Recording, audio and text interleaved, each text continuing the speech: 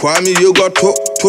Them no say me bad. You hear some gangster me that. Dance all in me so comedy. I say my dream, man I shatter like a beam. Man I fear nobody. Man I real. Boy na real, so you see me. Guys, in Crawford ma comment wo me nursing videos ni bi ase. Na comment no mo ma no ase content na ye de ba bonti no enye legitimate. MMH nso de wa wani tua.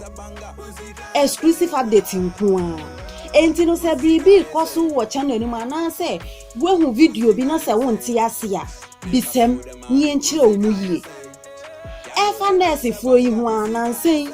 me ka kire mo se eye admission o ma suspend no unti fie ya wonye hwe o mo mfre wo no na wa edan wo pe bribi aye na ma so ma mfre wo a one waste time asemi amikan ye eye bone ebi mo nti o mo ho ase kura se me kan se omo nsa income admission na omo pe bribi nye enti no eye bone se wo twa bibi enim na de kode ne maaye na obi beto ofu se asemesi ye wei na beboa wo na obi beba be ka kire wo se asemo a asemesi ka kire wo no o how oboa na twen akosi se ade na wo twen de be dey ebeba na mebusa se na me den na wo beye one waste your time enka wo de ye bibi krampa enka wo benya o time ne so mfa so asemi amikan ekosisen sister bi ema comment na ne comment no o kire mu a na nka ni ono pa kire se ni ho kwan se me ka kire mu nurse fo na mo pese mu ko school eye student na mo pese mu ko school ekoye nurse a mo nsa enka mo admission ni se mo mpe bribi nye o se ye ni bonus wa enti no ono eka ono nku a na nka mo ntina se na mo mbo nyame mpaye se nyankopon ma omumfrew na so mo amfrew we ubede afenso me san kan se muntu anamo enko school mu ho enko bi sa se den na ekoso ama nsa inkan wa admission eno nso o se eye bone eni ho kwan se me kan se muntu anamo e wa ade bi omoye bi ago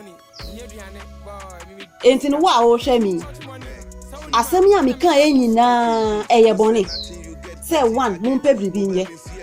2 muntu anamo na mu hu ne ye koso no eye bone mpa mu achew ebibifo de mu hu adwuma e ya nkasa ye hu ade na ye boa mo no mo se ye ka mu ahya amunem ye be ye den aka mu ahya amunem ye ne uti bone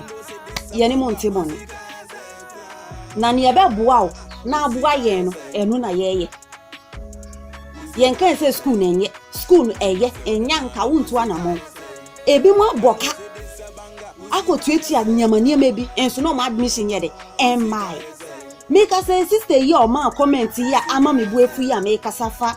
asemu ihuni sitem ro no wenya ne die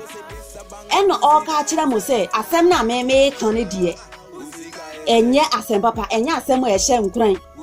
na me say o mu pe bibi nye de adenti no mu pe bibi nye senko mu nko school na senko me bibi in the sun say school no e da e wo mo ani so so on be continue enu hu na e wo so omo ye de omo dwene nya bibi foforo ho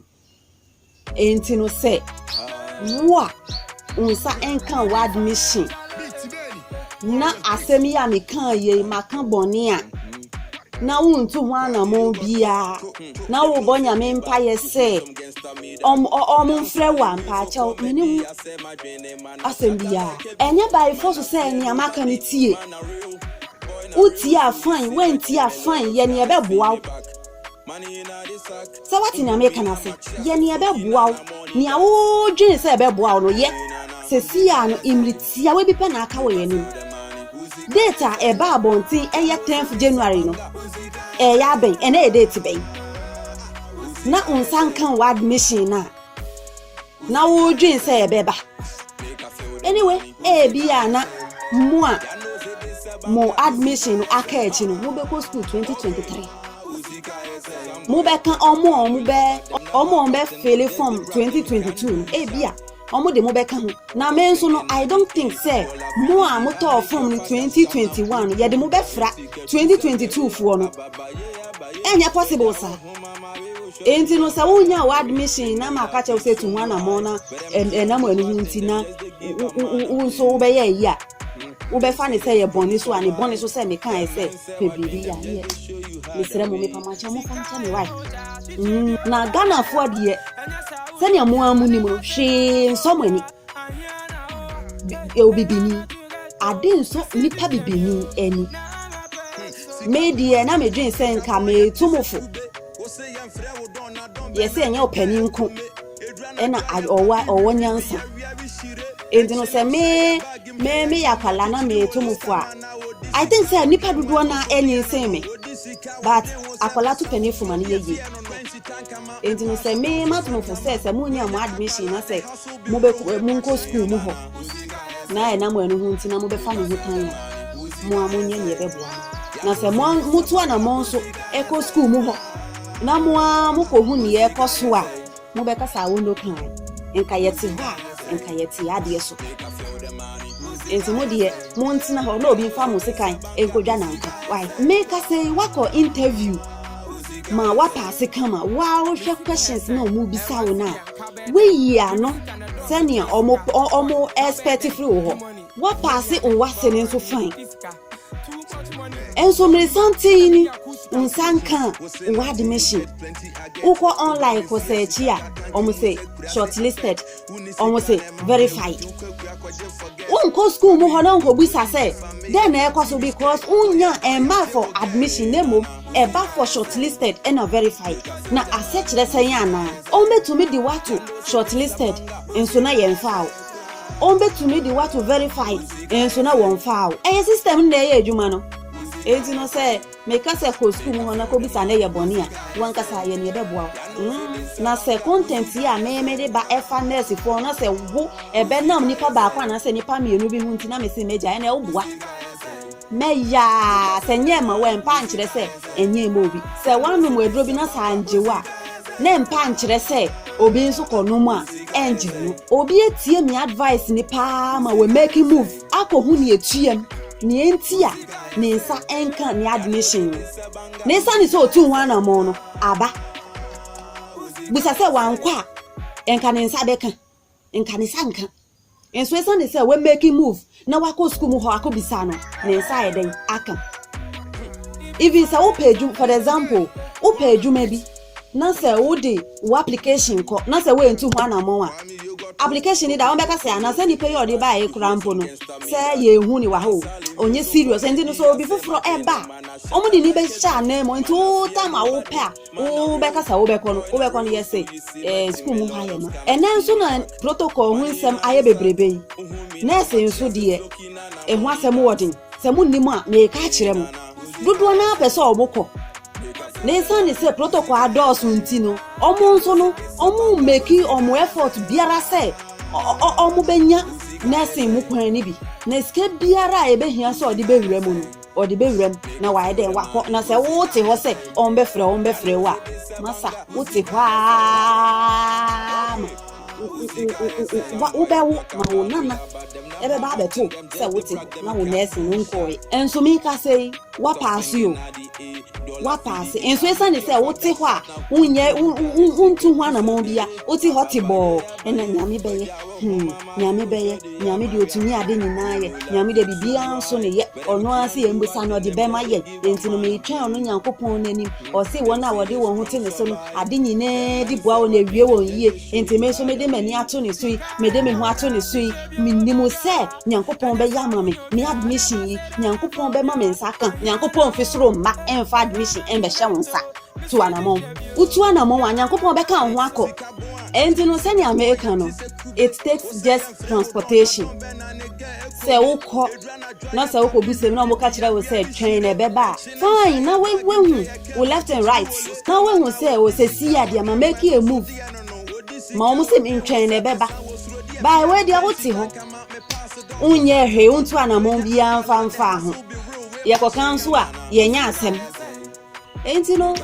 se o make move na se o betina se ni ye kanso na u be ma comment na wato nkofofo se asem na me a wo no be kan no entaso na me ibu o mabem efe school no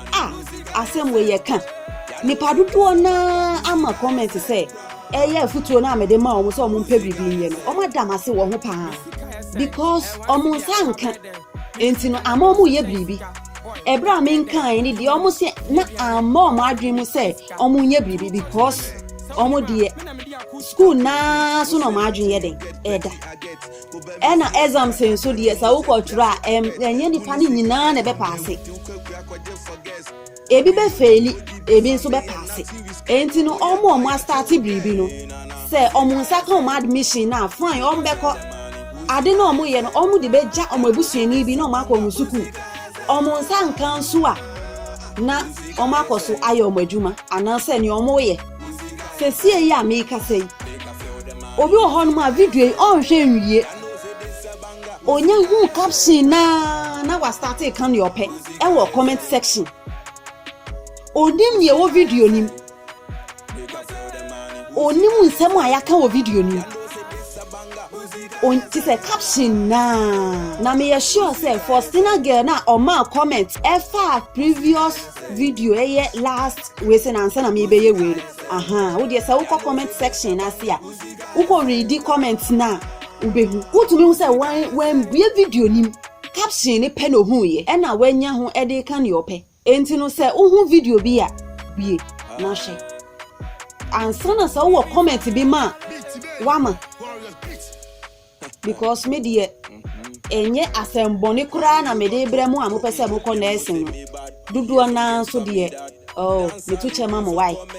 because mo stream mo share so baby mo de enso gbani na enye obia na obeti news obede obeka kire sa Faustina girl kro ya so sai kan say admission suspended ne buy no omo man news na adentina say omo release a omo man news ana o bisa yen sa question we na me bisa o me so me bisa o bibia na ombe ma hu news ana enye bibia ombe ka se online adoso enen so no akwala ya wo ni nga ekrampo ekuta 100 phone enti no ko search enti enye bibia na omode beba betu air ana se ebeko TV so ana se radio station na why den wati enti yenya ye online no se ye de brema mo ma mo enu so